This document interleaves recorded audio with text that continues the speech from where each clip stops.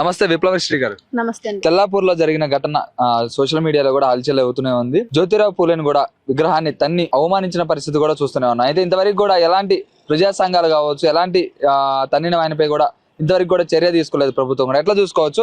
ఇది మత కలకాలని ఒకళ్ళు అంటున్నారు, పార్టీ పరంగా పార్టీలే చిచ్చు పెట్టినాయి అని చెప్పి ఇంకొకళ్ళు అంటున్నారు. ఎట్లా చూసుకోవచ్చు? ఇక్కడ రెండు వైపులా బీసీలే ఉన్నారు కదా, కాబట్టి బీసీ నాయకులు సపోర్ట్ చేయరు. సరేలే బీసీలేదు కదా, వాళ్ళే చూసుకుంటారు అని చెప్పేసి ఎస్సీ ఎస్టీ సంఘాలు సపోర్ట్ చేయకపోవచ్చు. ఇక క్రియేట్ చేస్తున్నదే రెడ్లు కదా క్రియేట్ చేసిందే, కాబట్టి అగ్రవర్ణ సంఘాలు ఎప్పుడు రావు. వాళ్ళకి ఎందుకు వాళ్ళు రోడ్డు మీదకి వచ్చి పోరాడాల్సిన అవసరం లేదు. వాళ్ళు ఇంట్లో కూర్చుంటే, ఏసీ హాల్లో కూర్చుంటే కూడా వాళ్ళకి కావాల్సినవి జరుగుతూనే ఉంటాయి. ఇక బీసీల సమస్య వాళ్ళకి ఎందుకు పడుతుంది చెప్పండి, అందుకని ఎవరు వస్తలేరు. అంటే తెల్లాపూర్ లో జరిగిన ఘటన అంటే ఒకళ్ళని చూసి ఒకళ్ళు ఇన్స్పైర్ అయ్యారు. మన మధ్య ఇలాంటి ఏముండకూడదు, కుల మత భేదాలు ఏమీ ఉండవు కాబట్టి మనం ఈ విగ్రహాలు పెడుతున్నాం. ఈ ప్రతిష్టాపన వల్ల ప్రతి ఒక్కరికి కూడా దీనిపై ఉన్న అవగాహన అనేది ప్రతి ఒక్కరికి రావాలని చెప్పి కూడా విగ్రహాలు పెడదామని భూమి పూజ కూడా చేశారు. ఈ భూమి పూజలో కూడా నైట్ అంటే జనవరి 25 నైట్న ఛత్రపతి శివాజీ విగ్రహం కూడా ప్రతిష్టాపన చేశారు. దానికి చీఫ్ గెస్ట్ గా రఘునందన్ రావు వచ్చారు. ఎట్లా చూసుకోవచ్చు మరి? ఎట్లా ఆయన ఎందుకు వచ్చిండు? మీ ప్రశ్నలోనే సగం ఆన్సర్ ఉంది. రాత్రికి రాత్రి అని కూడా మీరే అన్నారు, అందులో కూడా సగం ఆన్సర్ ఉంది. ఇప్పుడు ధర్మబద్ధంగా వీళ్ళనే ధర్మబద్ధంగానే అనుకున్నా కూడా, లేకపోతే నిజాయితీగా రాజ్యాంగబద్ధంగా ఇంకా ఏ బద్ధంగా చూసినా గానీ ఇన్ ఫేర్ వే అక్కడ విగ్రహ ప్రతిష్టాపన అనేది జరిగేది ఉంటే తెల్లవారుజామున అందరిని పిలిచి చాలా హుందాగా పెట్టాలి. కానీ ఇక్కడ వాస్తవం ఏంటి అంటే, విగ్రహాన్ని అర్ధరాత్రి పెట్టడం అనేది ఆ మహనీయుడికే ఇక్కడ అవమానకరం. ఇక్కడ వీళ్ళు బీసీలు విడిపోతున్నారు, విడగొట్టింది రెడ్లు. అయితే మొత్తానికి ఇక్కడ అంతిమంగా జరుగుతున్నది ఏంటంటే, బీసీలు నష్టపోతున్నారు, బాధితులు. కానీ బీసీలకే రివర్స్ పడుతుంది బూమరాంగ్ లాగా. తర్వాత మహనీయులైనటువంటి పూలే ఇంకా శివాజీ వీళ్ళిద్దరి స్ఫూర్తి కూడా ఇక్కడ వీళ్ళిద్దరిని అవమానిస్తున్నారు వీళ్ళందరూ కలిసి ఏకకాలంగా.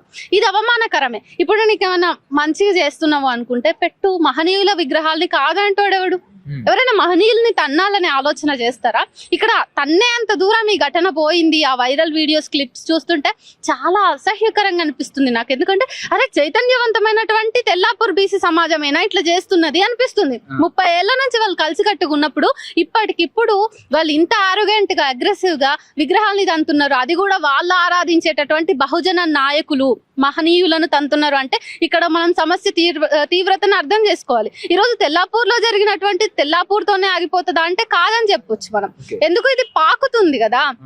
ఎప్పుడో మనం ఏమనుకునే వాళ్ళము, నార్త్ స్టేట్స్ లో ఉంటది అప్రెషన్, నార్త్ స్టేట్స్ లో మీడియాకి ఏం లేదు, స్వేచ్ఛ లేదు, ప్రెస్ ఫ్రీడమ్ లేదు, లేకపోతే అక్కడ హక్కులు కాలరాయబడుతుందని చదువుకునే వాళ్ళం.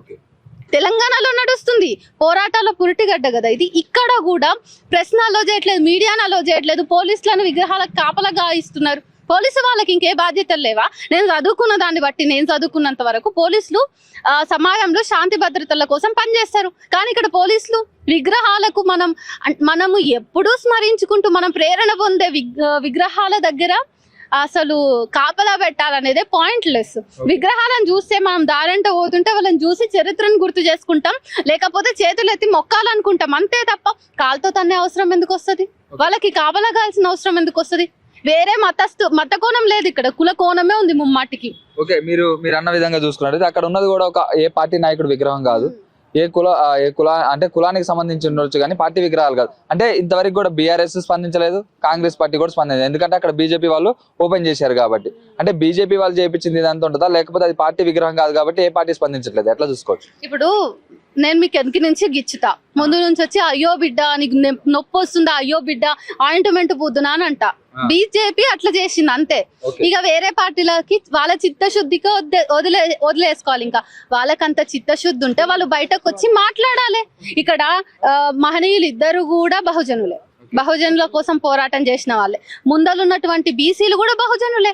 అందరూ ఒకటే అయ్యి వీళ్ళ మధ్య చిచ్చు పెట్టినటువంటి ఈ సోకాల్డ్ రెడ్లు మాత్రం మంచిగానే ఉన్నారు కదా. ఇప్పుడు వాళ్ళు మంచిగా ఉన్నంత వరకు ఏ పార్టీ కూడా బయటికి రాదు, ఏ పార్టీ కూడా నిజాయితీతోటి చిత్తశుద్ధితో బయటికి రాదు. ఈ రోజు బీజేపీ ఏదో బయటికి వచ్చి ఏదో ఒరుగుతుంది అనేదానికి లేదు. గిచ్చింది వాళ్ళే. తొడపాశం పెట్టి నువ్వు తొడనొచ్చి రుద్దుతే అది ఏమాత్రం సానుభూతిని ఇస్తుంది, అది ఏమాత్రం అంటే అర్థం చేసుకోండి మీరు దాని వెనుకున్న కుట్ర కోణాన్ని. ఆర్ఎస్ఎస్ కూడా అధికారికంగా ప్రకటన కూడా చేసింది, మాకు ఆ విగ్రహం దనినందుకు కూడా మాకు ఎలాంటి బాధ్యత లేదు, మేము అందులో ఇన్వాల్వ్ కాలేదని చెప్తున్నారు. మరి దీనిపై మీ స్పందన ఏంటి? నేను మళ్ళీ చెప్తున్నా, పిల్లి పాలు దాగొస్తుంది, మూతే చెప్తది, మూతికి అంటిన మీగడనే చెప్తది పాలు ఎవరు తాగిరు. కానీ నేను పాలు తాగలేదు అంటే అది ఎట్లా అర్థం చేసుకోవచ్చు మనం? అంటే ఖచ్చితంగా ఆర్ఎస్ఎస్ వాళ్ళు చిచ్చు పెట్టారు అనుకోవచ్చా? అనుకోవచ్చు. మరి వాళ్ళు వాళ్ళకి ఏం అవసరం అక్కడికి రావటం? ప్రెస్ మీట్ పెట్టే అవసరం వాళ్ళకి ఏముంది? రోజు సోషల్ మీడియాలో 1000 రకాల ట్రోలింగ్స్ జరుగుతాయి, 1000 రకాలటువంటి మాటలు వస్తాయి, కామెంట్లు వస్తాయి. అన్నిటికీ వాళ్ళు ప్రెస్ మీట్స్ పెట్టిర్రా ఎప్పుడైనా? పెట్టిరా? మరి ఎందుకు దీని మీద పెట్టిర్రు? భుజాలు తడుపుకున్నట్లేదు దొంగ, బూడిది గుమ్మడి దొంగ భుజాలు తడుపుకున్నట్లేదు. రఘునందన్ రావు పై ఏం చెప్తారు? అంటే నైట్ రావాల్సినంత అవసరం ఏమొచ్చింది? ఇగో నేను ఒకటి చెప్తా, నేను చదువుకున్న మనిషిని, కొందరి గురించి నేను మాట్లాడకపోవడం చాలా మంచిది, అది నాకు. లేకపోతే నేను ఒక ఎంపీని అలా చెప్పాల్సినంత అవసరం వచ్చింది. ఎంపీ అవ్వచ్చు, కానీ కామన్ సెన్స్ అంటే ఒక సీటు మనకు ఉన్నప్పుడు, ఒక హోదా మనకు ఉన్నప్పుడు అది ప్రజలకి ఎంత మేర సంక్షేమం చేయగలుగుతుంది, ఎంత మేర ఆ ప్రాంతానికి అభివృద్ధి చెందుతుంది, రాష్ట్రానికి ఏ రకంగా అది ఉపయోగపడుతుంది. చిన్న నాయకుడు అయితే కాదు, ఒక ఎంపీ ఇక్కడికి వచ్చి నైట్ ఓపెన్ చేయడం అంటే చాలా చర్చనీయాంశం. అదంతా మాట్లాడుకోవాలా అంటే అది ఆయన కూడా ఒకసారి క్వశ్చన్ చేసుకోవాలి. అరే నేను ఒక మినిస్టర్ స్థాయిలో ఉన్నా, రాత్రిపూట పోవడం ఏంటి? నేను దొంగతనానికి పోతున్నానా? కాదు, పొద్దున పెట్టాను ఆయన మందలియొచ్చు కదా, మరి ఆయన ఎందుకు మందలియలేదు? మరి అట్లా కూడా కనీసం మందలియనటువంటి మనిషి గురించి ఈ రోజు నేను మాట్లాడి నా స్థాయిని దిగజార్చుకోదలుచుకోలేదండి. సారీ. ఎట్లుంటది మరి? బీసీ సంఘాలు కూడా దీనిపై ఇంతవరకు స్పందించారు. వాళ్ళ కార్యాచరణ కావచ్చు, లేకపోతే ఇప్పుడు పెట్టిన ప్రెస్ మీట్ లో శ్రీకాంత్ కూడా చెప్పడం జరిగింది, కార్యాచరణ ఎలా ఉండబోతుంది? ఇప్పుడు మిత్రుడు చెప్పినట్టుగా, శ్రీకాంత్ చెప్పినట్టుగా బీసీ సంఘాలు కళ్ళు తెరిచి ఇప్పటికైనా చిత్తశుద్ధితోటి వాళ్ళు ముందరకు వస్తే మంచిగా ఉంటది.